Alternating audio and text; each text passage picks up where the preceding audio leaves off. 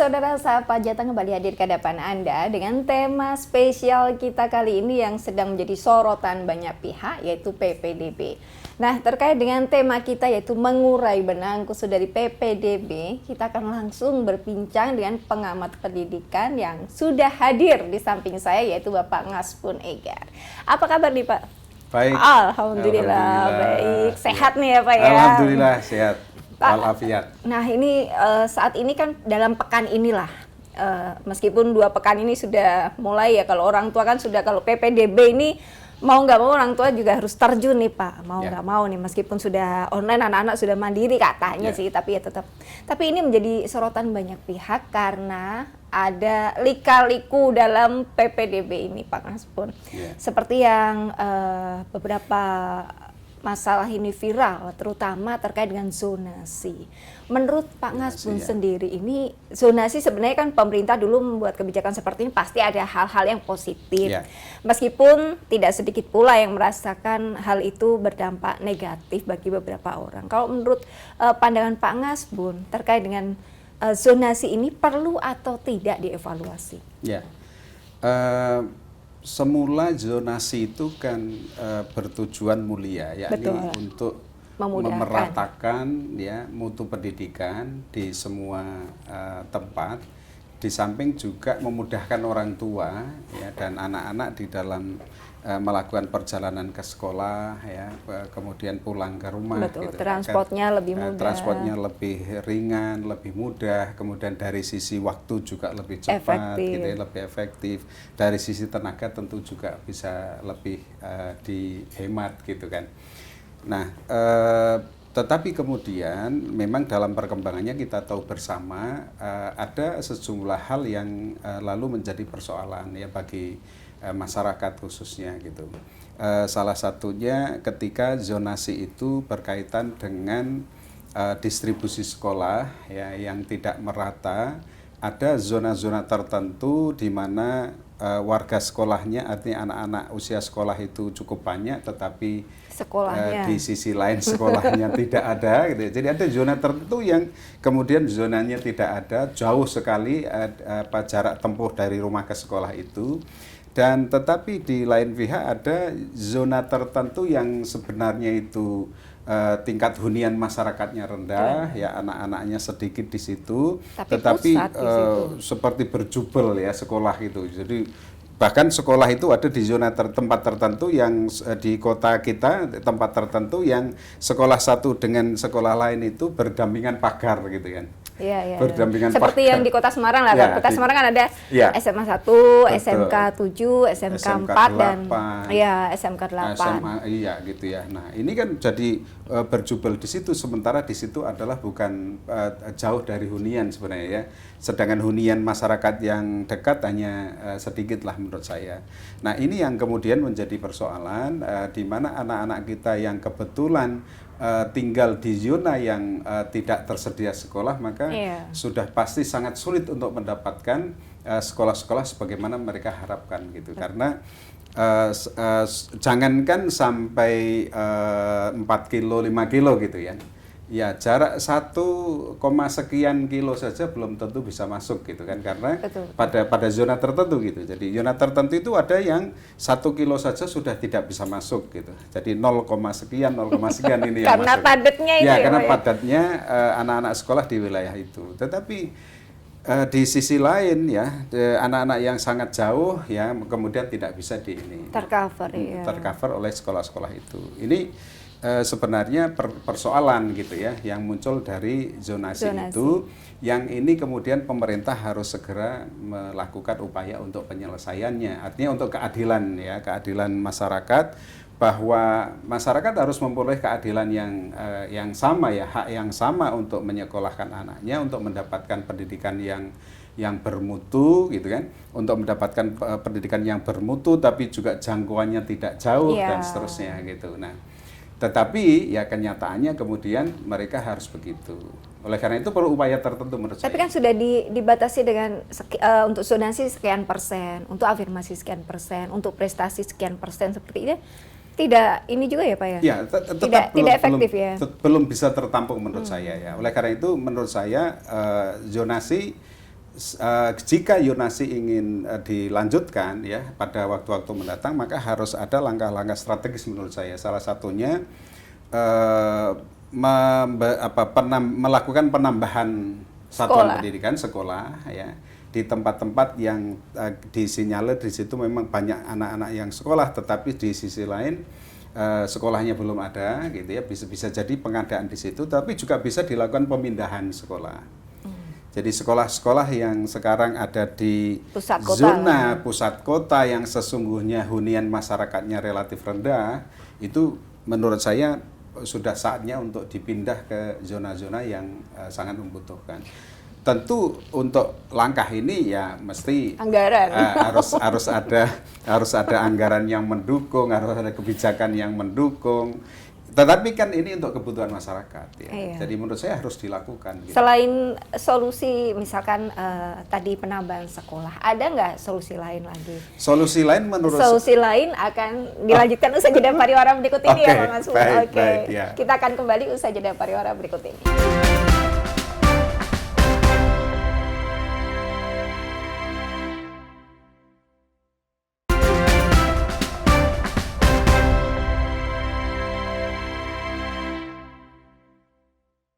Ya, terima kasih saudara masih bersama kami dalam Sapa Jateng dengan tema kita kali ini yaitu mengurai benang kusut PPDB dengan narasumber kita yaitu pengamat pendidikan dari UPKRI Semarang. Pak Ngasbut, kalau tadi kan menyampaikan salah satunya, ini salah satu bukan satu-satunya ya, salah satu untuk ini mengurainya adalah mendirikan sekolah baru. Karena memang dari pemerintah mungkin ada mapping sendiri nggak? Mapping misalkan dari daerah ini, kota ini terpusatnya di sini. Jadi ada sini yang kosong seperti itu atau bagaimana? Iya, pertama menurut saya memang harus dilakukan betul mapping secara akurat gitu ya. Jadi sesungguhnya dalam tahun-tahun ini, kemudian 5 tahun ke depan, 10 tahun ke depan, itu pemerintah kan punya prediksi ya. Betul. Jadi mungkin ada hunian-hunian baru gitu kan di tempat-tempat tertentu karena perkembangan pembangunan perumahan dan sebagainya kan, perkampungan-perkampungan baru gitu. Maka ini juga harus diantisipasi kebutuhan pendidikannya bagi anak-anak itu gitu. Yang saya maksud sebagai pembangunan itu sebenarnya bisa jadi itu proses alih lah gitu ya, pemindahan katakanlah, pemindahan dari satu tempat, dari satu zona yang sekolahnya itu relatif banyak sementara di situ tidak dekat dengan hunian perumahan, tadi ya. Iya. Nah, maka bisa jadi 1-2 sekolah dipindahkan. Artinya gedungnya ya biarkan saja nanti dialih fungsikan untuk berbagai macam kebutuhan pemerintah, itu saya kira nggak masalah kan. Nah, sedangkan membangun gedung baru di lokasi di zona yang membutuhkan ya, tetapi tentu setelah dilakukan mapping secara bagus ya, secara akurat gitu. Bahwa di sana masih dibutuhkan, ya di sana cukup berlimpah, kemudian perlu dipindah gitu. Maka teknisnya tentu ya para ahli teknik bangunan, pembangunan nanti para ahli kemasyarakatan itu ya, tentu mereka paham betul ya di mana ada hunian banyak dan sebagainya. Nah, pembangunan sekolah baru bisa diartikan sebagai pemindahan. Gedungnya baru, tetapi sarana prasarannya bisa dipindah dari yang lama, tenaga kependidikan, guru-gurunya bisa dipindah dari yang lama ke yang baru itu gitu maknanya. Direlokasi lah gitu ya. Relokasi dengan bangunan baru yang di sana. Bangunan gitu. Baru, oke. Nah, saya kira ini salah satu cara gitu ya.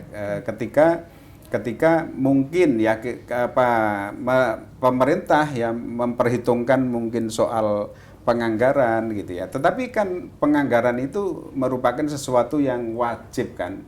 Betul, ya, betul. Wajib bagi pemerintah menyediakan ya untuk memenuhi hak-hak masyarakat ya akan pentingnya pendidikan yang bermutu gitu. Tapi Pak Ngasbun, kalau misalkan ini dibangun sekolah-sekolah nih, sekolah-sekolah oleh pemerintah, sekolah negeri pastinya. Yeah. Yang sekolah swasta pastinya akan ini.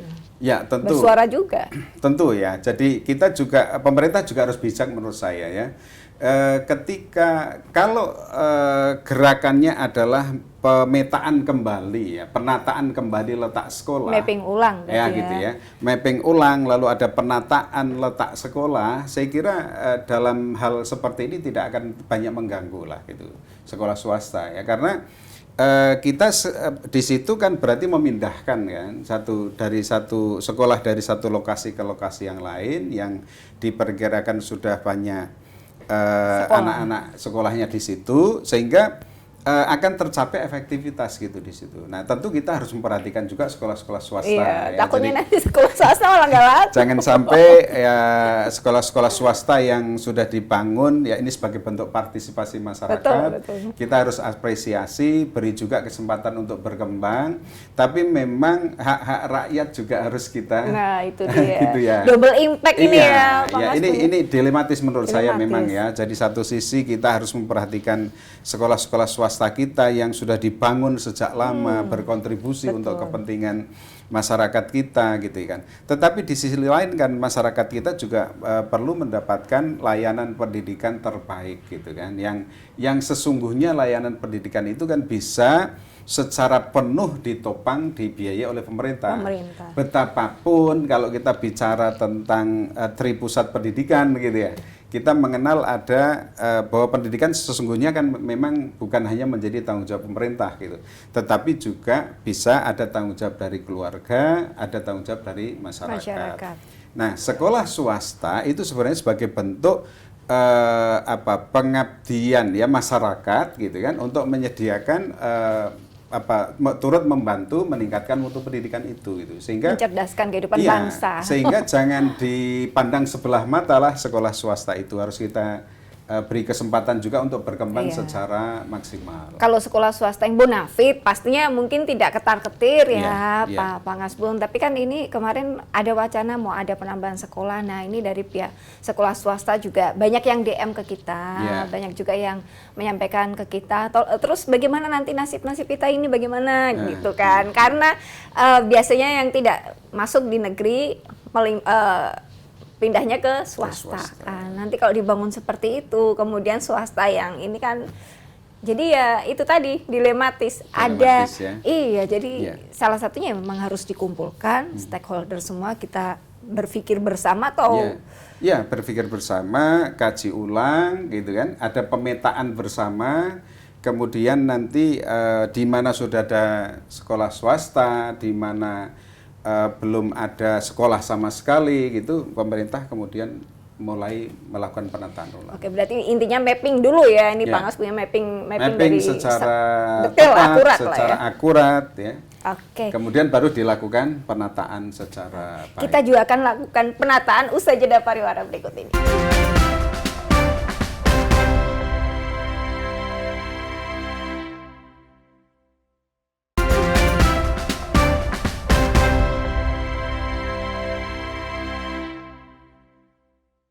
Ya saudara, sepertinya benang kusut, untuk mengurai benang kusut dari PPDB ini sebenarnya tidak mudah.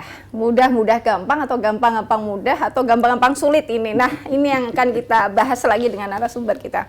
Pak Ngasbun, sebenarnya ini kan dilematis ya, serba dilematis. Benar. Meskipun sudah dilakukan mapping, anggaran yang dibutuhkan juga pastinya tidak sedikit untuk merelokasi atau memindahkan dari sekolah ini ke sekolah yang banyak penduduknya seperti itu. Sementara meskipun itu sudah dipindah, tapi kalau ada link-link atau celah-celah, kan biasanya setiap ada celah itu pasti ada kesempatan untuk berlika-liku di situ. Itu bagaimana berarti? Ya, menurut saya kuncinya adalah bagaimana setiap komponen di bangsa ini, apakah itu pelaksana dari PPDB itu ya, apakah itu kemudian penentu kebijakannya, apalagi pelaksananya, atau bahkan kemudian penggunanya dalam hal ini masyarakat.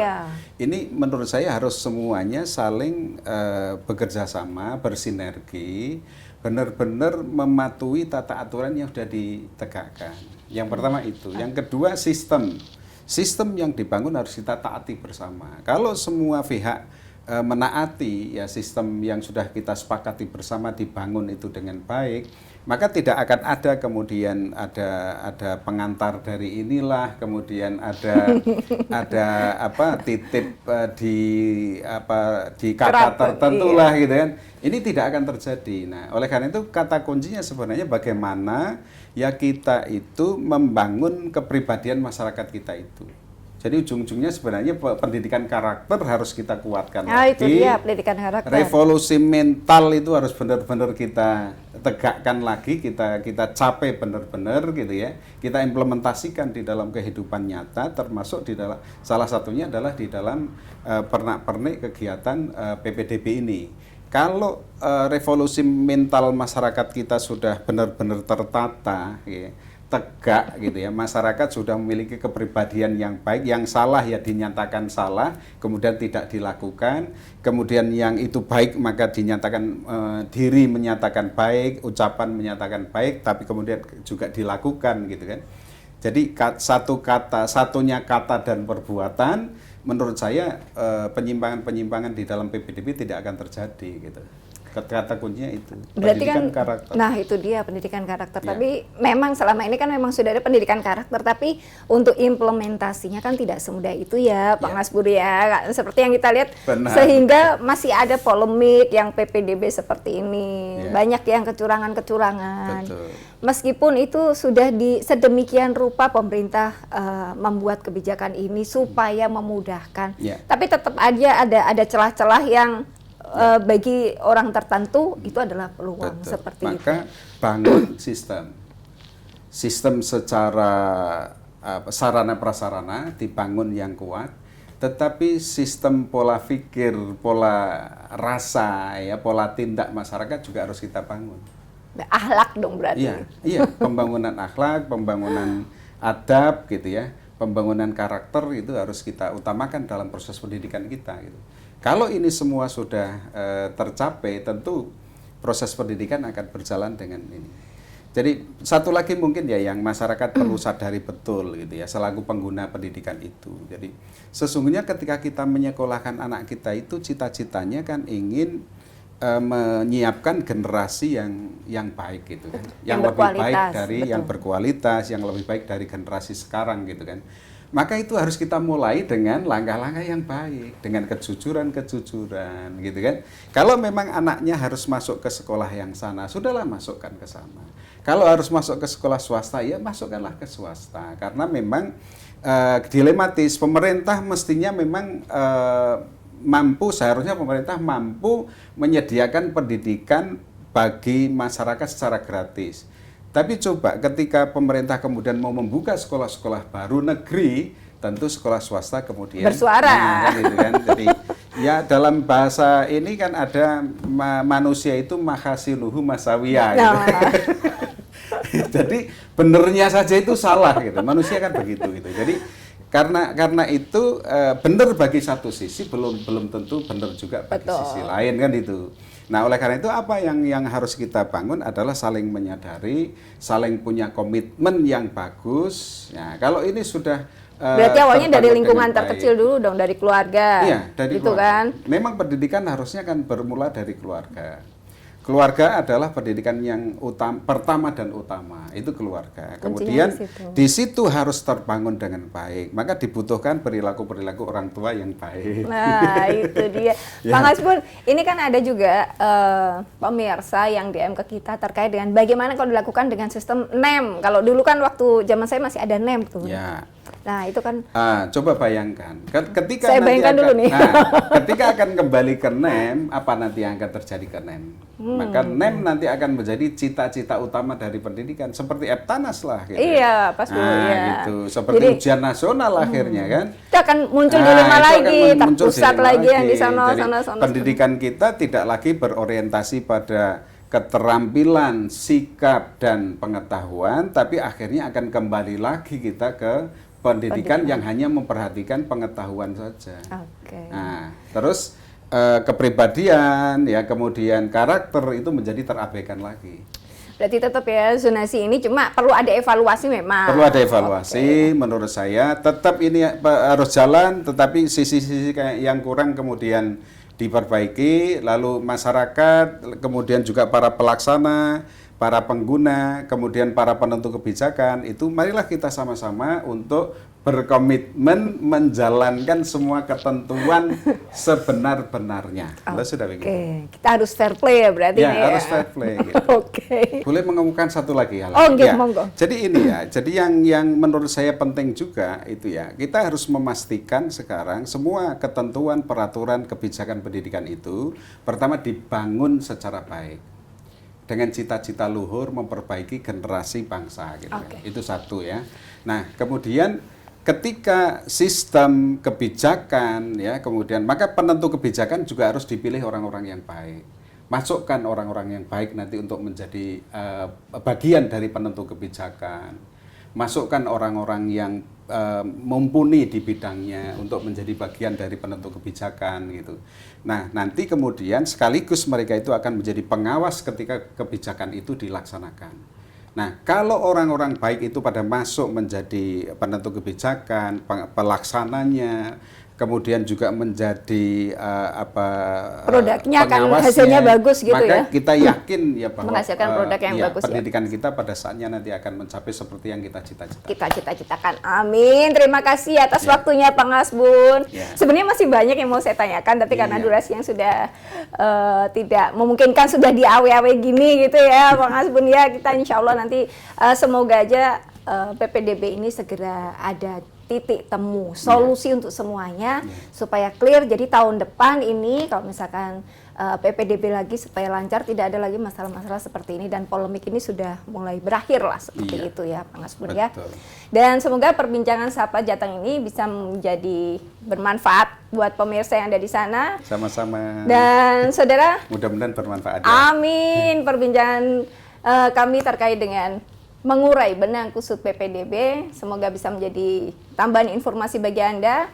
Saya Farida Malia, mewakili kerabat kerja yang bertugas, mengucapkan terima kasih atas perhatian Anda. Kompas TV, independen, terpercaya. Matur suwun, Pak. Matur suwun. Terima kasih.